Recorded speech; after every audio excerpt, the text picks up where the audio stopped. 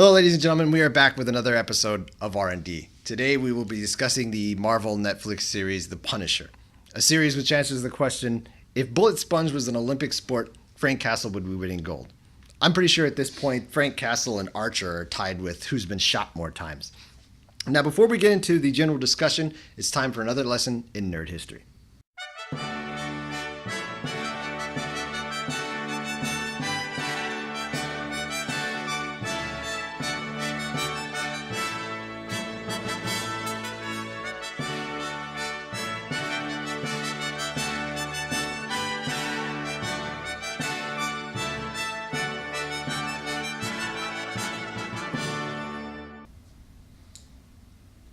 Oh, hello there. My name is Justin Rogers, and today we're going to do a brief history of Frank Castle, known as the Punisher.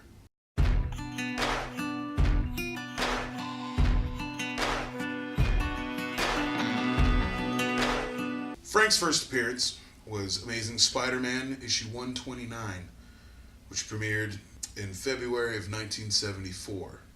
He was created by Jerry Conway, John Romita Jr.,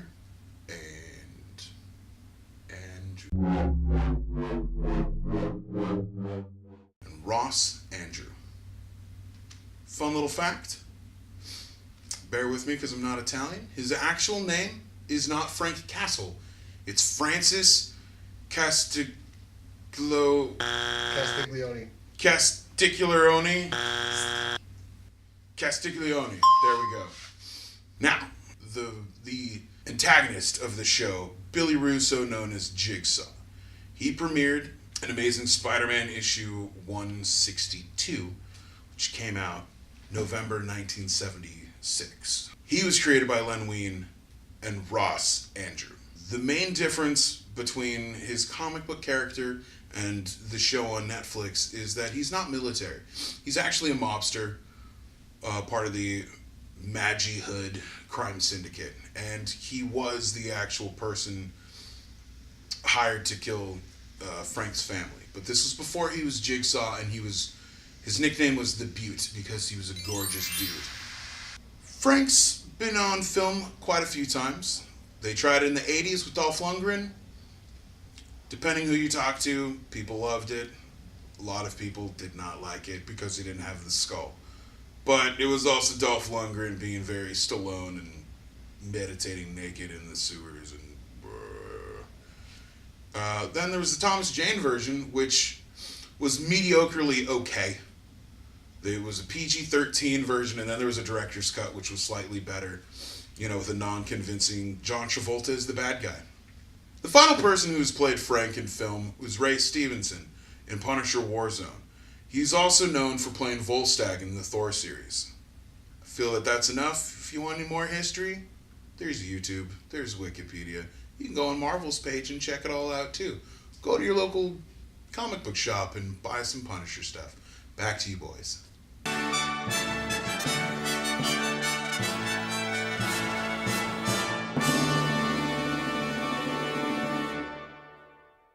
All right, we're back. Today, for our general discussion, I am joined by Justin Rogers and Sam Gomez. I am Jerome Conover, and let's dive right into talking about our Punisher content. The first thing I obviously want to talk about is John Bernthal as the Punisher.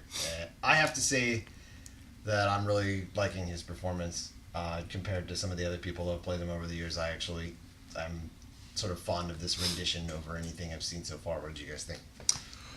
Makes me bummed that he won't ever play the Wolverine now. Is he in the running for that? No, but I mean, after watching this, it's like, oh man, he could totally be the replacement for Logan. But I don't want him to do that because he's fine as the Punisher right now. Because I mean, he has that just like you beat the piss out of him face, and just like he looks like a dude that has seen some stuff, and you're like, yep. And he has the and like that every superhero needs apparently. Yeah, and then also like just the sheer ferocity, like when he's stabbing that dude in the face so many times, you're like, all right, dude, I get it. I think he died 10 stabs ago. I think he has a pretty good physical resemblance to the Punisher in the comics, probably the best I've seen so far. I'm so glad he dropped the Walking Dead Shane Southern accent. I was hoping he got Coral! Coral. You think he got away from the Shanisher in this? A little in this bit, series? yeah. The Shanisher!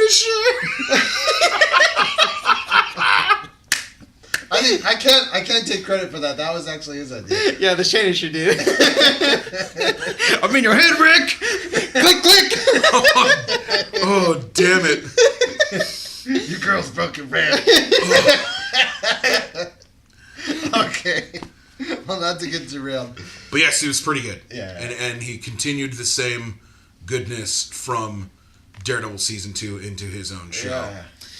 Was it me or I could have swore he dropped the accent a little bit when transitioning from Daredevil to Punisher. Like, it wasn't so, like, Southern Shane. I didn't even watch it again. I could have sworn he, like, didn't have enough. You think he got closer to New York? Yeah, he got closer to something, just a normal, like, New Yorker guy, not, like, someone from the South. Coral! I don't remember him having any kind of Southern accent. It's been so many years since Shane, used though. to seeing him in The Walking Dead. Well, he didn't last that long. It sort of carried over. But, so, like, that being said, I think, like, him playing the character is the best pairing with the actor who played Micro. And the two of them and the sort of dad buddy storyline that goes on is really the best part of this whole show. Dude, My Two Dads. Netflix, get on it. Get on it with that reboot of My Two Dads. My vigilante dads. With Pete and Micro. And almost both of them banged the mom. Almost. Almost. That's a different kind of Netflix show. Probably sold to Cinemax instead. Yeah, I didn't. The different Marvel Max line. Ha! Yeah, I'm glad that they didn't go there. Because I saw them writing the sort of love triangle and they kept approaching it and I thought... Marvel's Maximum Swingers. Sorry, Len, you were talking something prolific. No, it's good. It's good. We need the humor. Sam and I here, old dick and balls. The humor jokes. But I'm glad that they didn't go there because I felt like that would have been really unneeded and sort of unnecessary to draw that romance between Frank and Micro's wife. I was slightly annoyed at the romance that they wrote for Karen and Frank. My thing is that they've been writing some of the female characters of the show really flimsy, Easy. almost like they're superhero groupies and they just sort of latch on to whoever's there. I feel like that's sort of an injustice to those characters, but. I was happy that they didn't actually follow through with that too much by the end of the series. It was just enough of a thing to show, Frank's sort of starting to move on, I guess. I wouldn't mind if they do culminate into them having a relationship, but that's just not so quick, man. Just give it some time. Maybe Frank can have some few more arcs and he'll open up a little bit and, maybe feels he needs to get close to somebody. Whatever. I know what you want to say. He's already making faces. Now, we can put up that disclaimer again. How my opinion doesn't reflect everyone else's. Oh, okay. Well,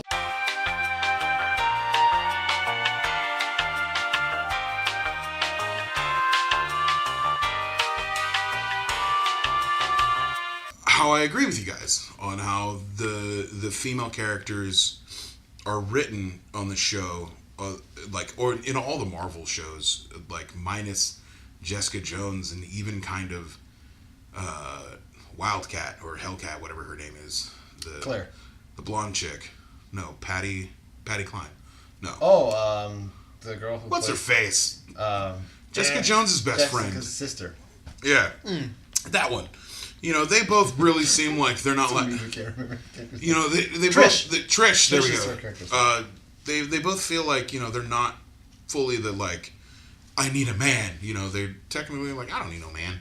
And I think to a degree, I'm trying to word this well enough that, like, Claire and Karen, there we go. Too many people with the same similar names. They Trish, Claire, and Karen. They see broken, mysterious men, and they want to fix them. That's why they're still around and hanging out. You've opened the door to a long road of conversation, which I'm going to avoid right now. That's fine. I'm just putting that out there. But also, in the comic books, Karen is a messed up character throughout the books. A lot of things happen to her, so she's just trying to figure out some kind of sanity, and she's defending Frank as much as she can, and I think that's where it goes. It's not, there might be like a love there, but because even throughout the series, Frank still loves his wife and kid. Like, I don't think Karen wants to be that replacement, but just kind of like, I'm there for you. Maybe more of a surrogate sister type thing, but just the something's wrong with you, I need to fix you, and I think I can figure that out. Back to whatever the other conversation. The reason why I'm bringing this up is like the whole like 6 degrees of separation thing going on with all these characters. So we have, like Matt Murdock, who had a relationship with Claire, who's now in a relationship with Luke Cage, who had a relationship with Jessica Jones, but and then you have Danny, who's in a relationship with Colleen, but we know in the comic books that Danny was in a relationship with Misty Knight, who slept with Luke Cage. See, but now you're crossing things because the Netflix Marvel stuff is going to do things different than how the comic books are. It's possible. For obvious reasons. Yeah, I'm just saying, like, in that context, though, the way that they're dealing with some of these characters is really sort of But also, off the wall. You know what? We're all adults. Adults smash. That's what they do. Like, yeah, but it gets a little awkward if the circle of friends have all screwed each other. It's like we smash, but they start forming emotional train wrecks, and everybody collides. The girls have joined like a superhero Mile High Club. Again, who's got the highest score? Not knocking what people do. I know a bunch of people who have done that. So it just so happens they didn't work out, but maybe this person they'll work out with, and it's kind of they're just there. Right. So we'll see how it goes. Hopefully they rectify some of this stuff, but I don't think that that's the important parts of the story. Yeah. One of the things that I found most interesting about the show is that it attempts to tackle social narrative in certain things, in the way of police conduct, Second Amendment rights. So kind of blindsided by that. Yeah, the vigilante thing. But I like that the show approached it in a very subjective manner. Like, it was almost cool to see that the voice of Second Amendment rights was represented by Karen rather than Frank. In that sense, like, even when it also deals with the aspect of like veterans issues, and I feel like even in the situations where the show used other characters to talk about those issues, the opinion of Frank's character is sort of like none of that really matters. Like, it's everybody has an opinion about it, and it's weird. Like, he just seemed to have no commentary. Because Frank he's an individual through and through. Like, everything on the outside is just sound and blur. He's only fixated on himself, how he tries to get through every day and what he needs to do. That's it. Yeah, and what's in front of him. It feels everything. Everyone and everything else is almost like background. Yeah. Or maybe it's not his job to have opinions about all those subjects. I just don't think he cares. Yeah. But I appreciated the fact that the show didn't avoid those things. And it sort of bothered me, although it's understandable, the common talk that was going on in the news and stuff about how they should have shelved the show because they didn't think that the subject matter was a good time given the kinds of mass shootings that we've been experiencing in the country. Correct.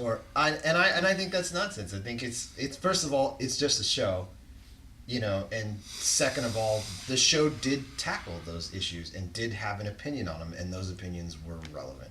So some of the stuff with that, like, so Frank, the Punisher is just going to be the Punisher. He only cares about his mission, and that is pretty much he's Batman who kills. He's Mr. Tunnel Vision. Yeah, there's no point to giving these scumbags more choices at a better life. Like, he doesn't always go after the super grunt people. He's always going to go after the people in charge, and that's kind of what his mission is. Now, with how they held the show back, that was, if I remember right, that was John Barenthal. So they were supposed to premiere the first episode at New York Comic Con, and there was this panel. The incident that happened in Vegas happened. Yes. So they were like, we're not going to do this. We're going to push the show back. And then, sadly, the same week that The Punisher was going to air, another shooting happened. And it's like, look, we can try to push this back as much as we can, but it seems like this show being on the air isn't going to change what happens, because this is always happening now. And it's not the show's responsibility to make people not shoot people, you know? We didn't start the fire. Yeah.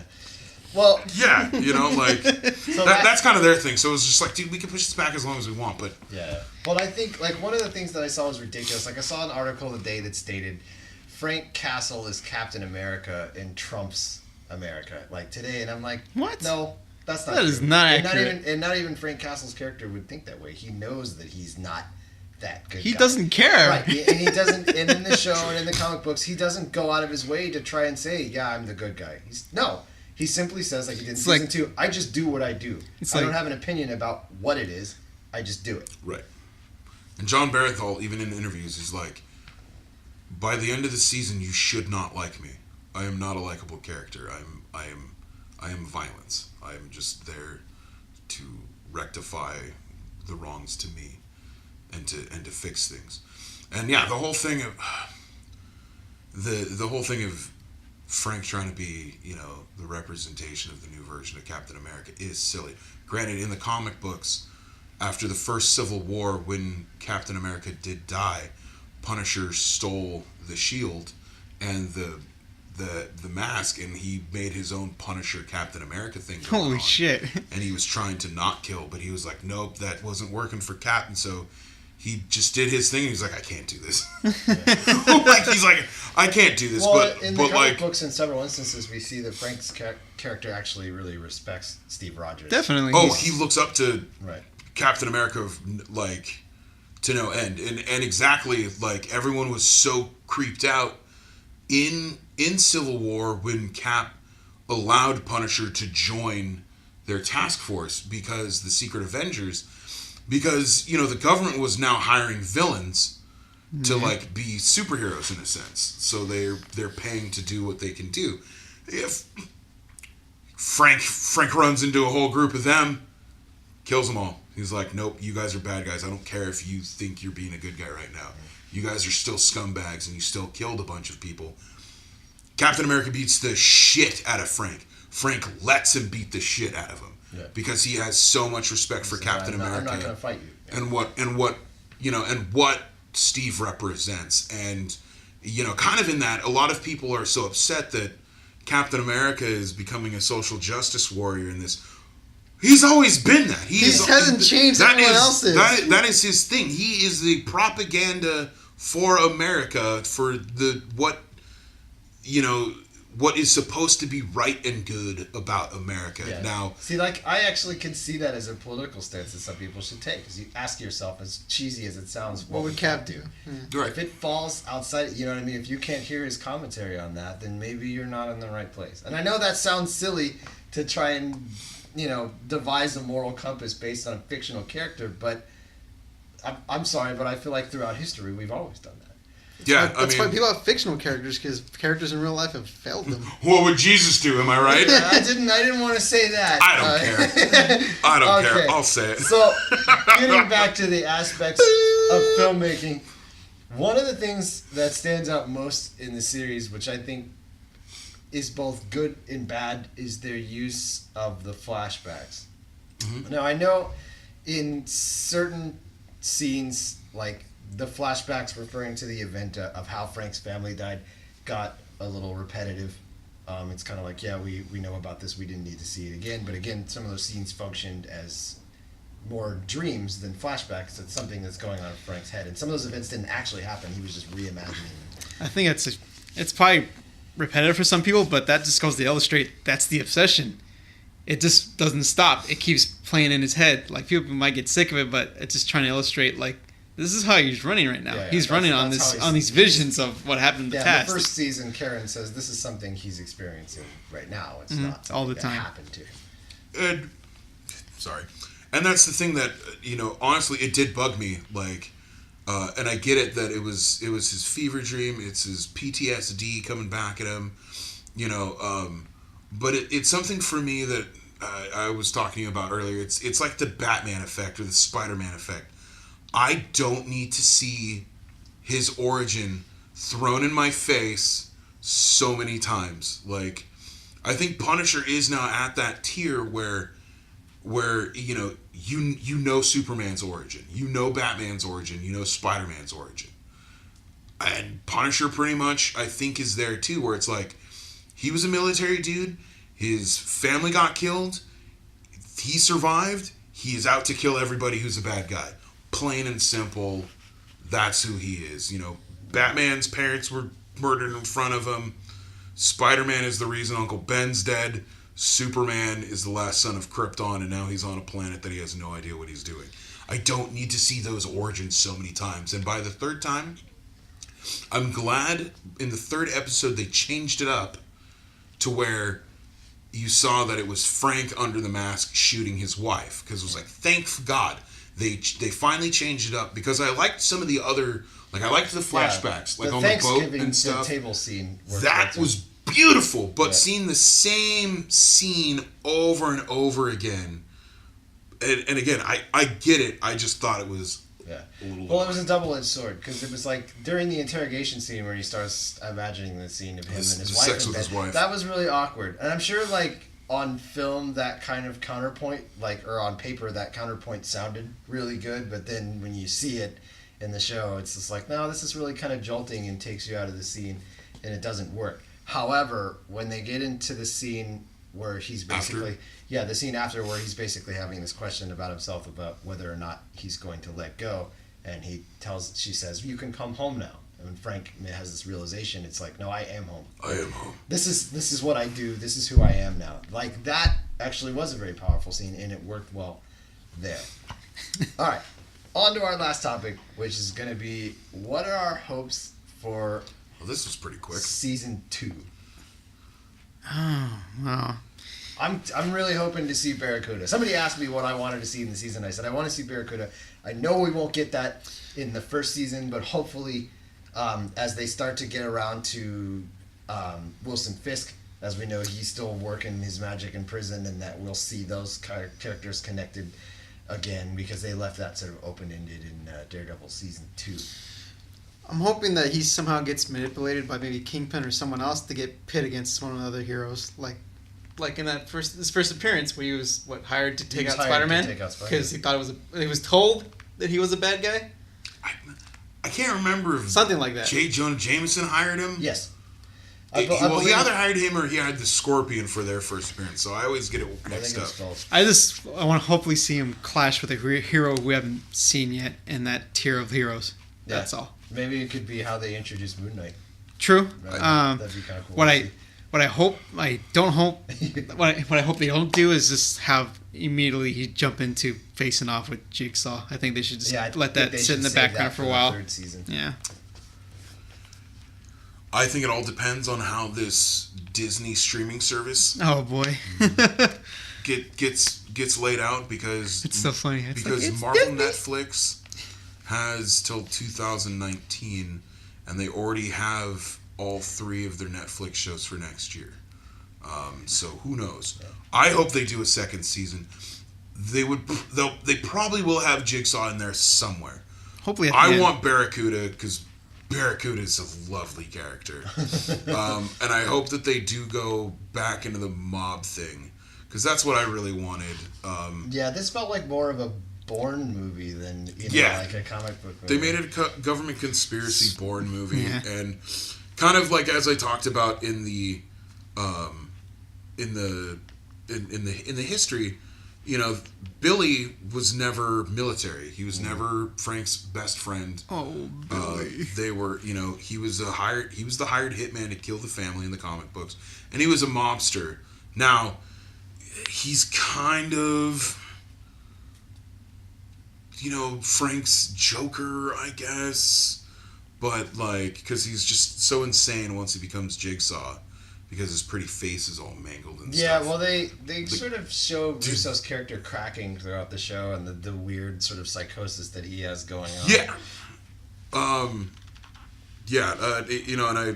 I don't want to step on your toes, but I feel that we kind of brushed through a lot of things. Like, there's a lot of the characters that were really good in the show.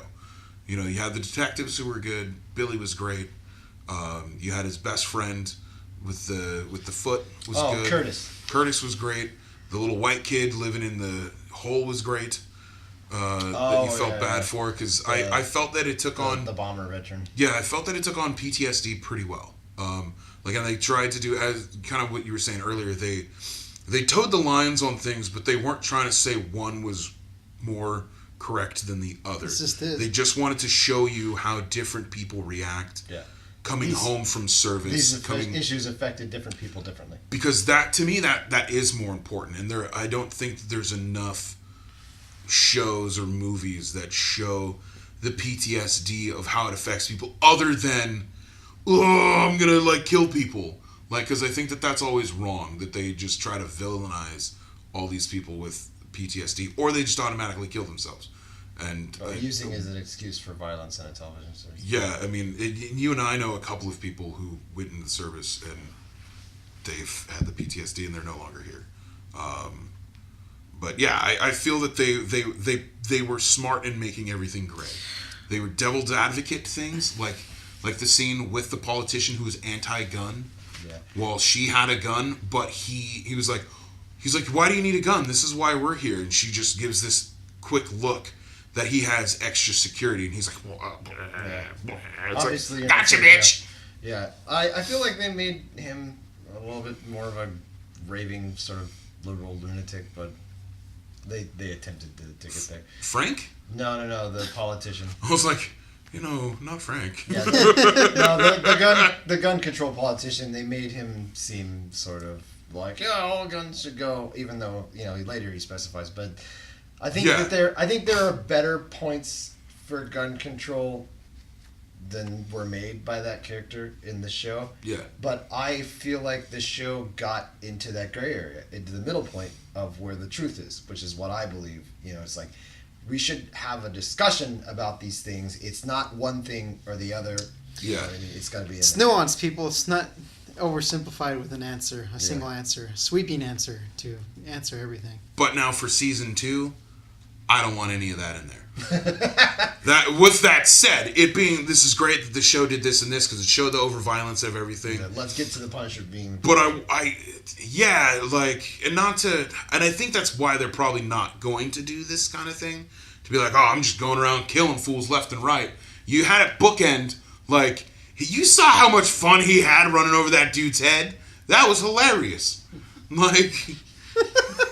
But trying to remember that scene. Oh, dude, it was the opening. When he's his little montage of going through all the different people he keeps going. Yeah, the bikers. It's very easy to forget that montage in the first episode because everything else in the show was so good. Well, because it started off with that, and then that first episode was super slow burning. I know what you're talking about now. Okay. Yeah. And then. Those idiots at the construction site. I hope there aren't more people like those idiots at the construction site. Yeah, I know. It's like, you guys are fucking idiots. Someone can take a look at Frank Castle and be like, what would you miss? Yeah, I'm not messing with you today. I'm good. I don't care how machismo and I am. Well, that dude looks like he's seen some stuff. They finally had that moment when someone mentioned, that hammer. You're like, oh, weren't you in the Marines? And everybody was like, oh, shit. All those dudes were like, uh-oh. Yeah, dude. And then, that's what they get, and that's why they're dead at the beginning of the second episode. I just remember the Mexican getting sniped. The cartel member. No. Yeah, the blowjob scene. That's right. Okay, so now. Blowjob scene. I just want more punishing. I want more of the tactical Punisher van. I just want it to get a little more comic book nerdy. I hope nothing bad happens to Micro's family, but I want Micro back. I hope they don't get to the point in the series. He's guy in the chair from now on, right? Yeah, I hope they don't get to the point in the series where Micro is sick of Frank's stuff and he doesn't listen and he betrays Frank. Because that happened in the comic books as well. Alright, so one by one, we're going to give the show a grade and then we'll close it out for the night. So, I believe that the show is very good. It's definitely worth watching. Marvel should be taking notes in terms of how they go forward with the other shows. That this one and Daredevil have been the best seasons. So I give it a solid A. I'm going to give it an A, but however, I'm also going to give it a 13 episodes out of 13 episode season because this season had no fillers, unlike a lot of the Marvel shows. So I think that's how I'm going to rate all Netflix Marvel shows now, based on how many episodes came out in that season and if it was justified to having all those episodes. But still an A. You should watch it. You should rewatch it. Definitely an A. Pause real quick. I want you to say, unlike other Marvel shows, and then just stare at the camera. Okay. This is an editing guy. Marvel shows or Marvel Netflix shows? What you just said about unlike other Marvel shows. Okay. Unlike other Marvel shows. Shame on you. Alright. Hold on, go ahead, it's your turn. Definitely giving it an A. It's very strange though, because I thought in the majority of critics, like I just took a quick glance on some various sites and Rotten Tomatoes, I think it scored like a 77, and I was very surprised. I was like, didn't land an A? And I'm wondering that's because of the social commentary about guns, but who knows? It's the gun thing. That's If it's about the gun things, just get over yourself. Just watch a good piece of entertainment. You have to watch the show. Yeah. If this show came watch Daredevil and then follow it up with this show immediately after. If this show came out like Skip everything else. Yeah. Yes. if this show came out 10 years ago on FX, everybody would be nutting their pants over this show. Yeah. Because it's like, oh man, everyone would forget about that garbage Sons of Anarchy show, and this is like the perfect replacement for The Shield for me as a fan of this kind of stuff. Yeah, this is true. All right, everybody. I think that's all we have for The Punisher. If you like what you heard, please subscribe to our YouTube channel. Check us out on Patreon. We could use the support, even if it's only $1 a month. We have been R&D, and until next time, have a good day.